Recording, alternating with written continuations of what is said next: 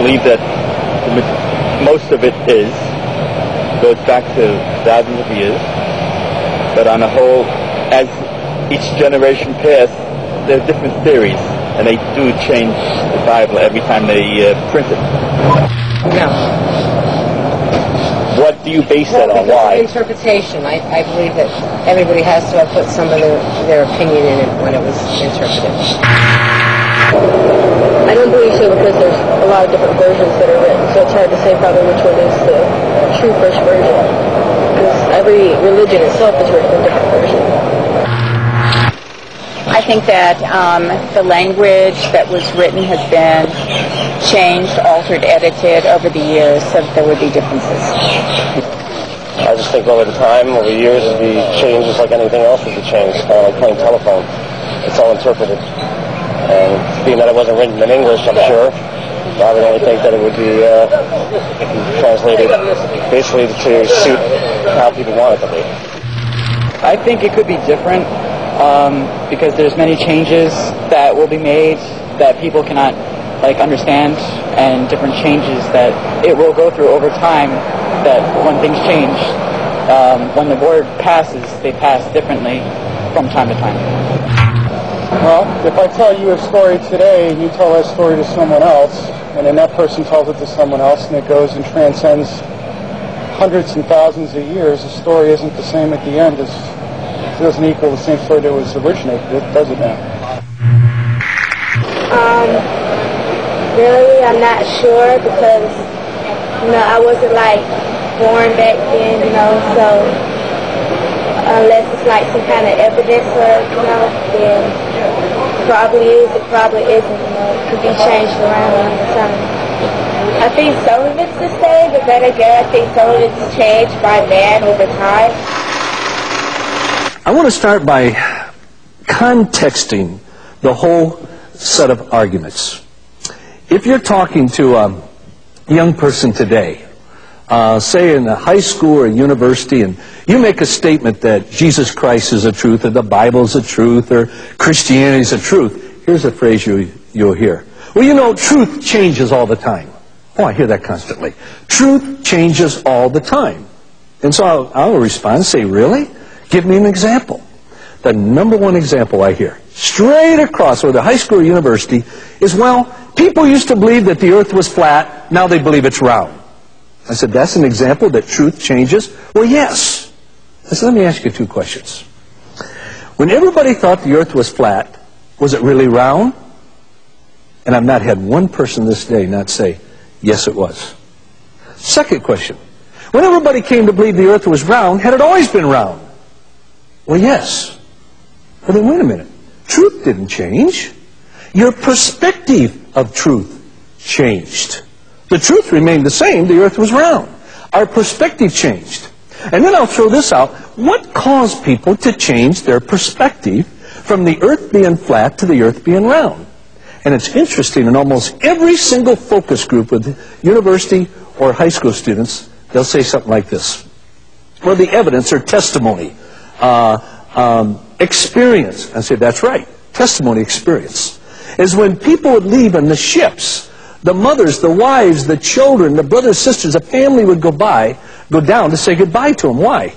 They truly believed that they would fall off the end of the earth and they would never see their husband or their father or their kids again. They kept going further and further, and they kept thinking, they're going to fall off the edge of the earth. But they kept going further and further, and they kept coming back. And they said, wait a minute. The earth must not be flat. There's no end to the earth. First was personal testimony, and then second, most young people say, well, the evidence or the facts. And I'll say, that's right. They started to examine the evidence. They started to calculate with the stars and everything. They said, wait a minute. The earth isn't flat. There's a curvature to it. And then they would sail, and they'd come all the way back around and say, the earth is not flat. It is round. It was testimony and the evidence, the facts. And then I correlate it this way. I used to believe that the Bible was flat. Now I believe it's round. And what changed my opinion? Two things. Personal testimony, experience. Second, I examined the evidence. And what I want to do, because we have a brief period of time, is just examine some of the evidence. And it would be a very brief presentation to it.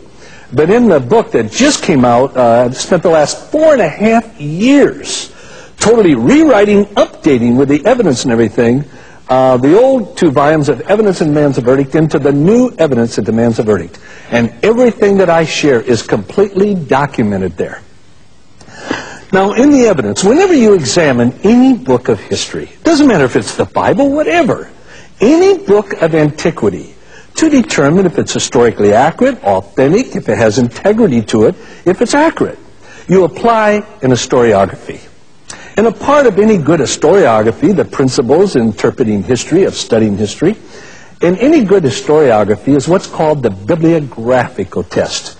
And I remember one student spoke up and said, "Oh, I knew you'd bring the Bible in." I said, "I didn't say Bible. Bibliographical test." Now, a bibliographical test will ask 2 questions of the manuscripts of any work. Now, what is a manuscript? A manuscript, by definition, is a handwritten copy over against a printed copy. A handwritten copy over against a printed copy. And the first question they ask of a manuscript, now why do they ask these questions of a manuscript? Because here is 2 issues that I struggled with. Why I needed a historiography, why I needed to study the historical background of the Scriptures. Because there were 2 questions that haunted me. And I think they haunt a lot of people. The first question was this: is what we have today, called the Bible, and I'll look at only the New Testament today, is what we have in the New Testament what was written down 2,000 years ago? I think that's an honest question. Or has it been changed? Like a lot of people say, and usually without documented, oh, it's been changed, what people didn't like, they took out, what they did like, they put in, and it just changed down through the years. So the first question I had to struggle with, is what we have today what was written down? Second question, though, is one even haunted me more. Was what was written down true?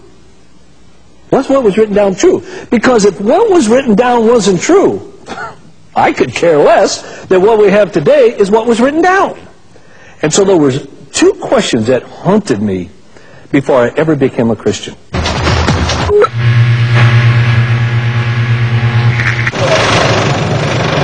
Truth is really based on facts. The facts that you can accept to be positive or negative. It's hard to put a good definition to that. But I always say truth would have to have a lot of positives to it. Like evidence or living it. You make your own truth in that respect. I think truth is within the person. And it just naturally evolves. I think a person finds their own truth. If they feel something is right and they feel that they need to find something out, they will find it. If they don't really care, then they won't find it out. It could be discovered and created, but created, it's a frame of mind that could be passed on or discovered that someone actually looks for the truth. I think it's all subjective. I mean, truth is what it is to you, not to what everybody tells you it's supposed to be. So I think it has to be discovered because the truth for you is going to be different from what it is for other people. I think in many ways truth is felt inside. It's neither discovered nor created. But it's a sense of knowing that what you comprehend is correct. So that would make truth relative? Absolutely. No, I think you have to create truth.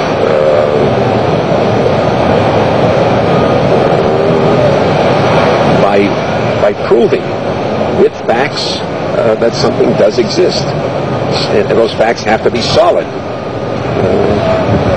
Take theorems in geometry. They're proven with facts.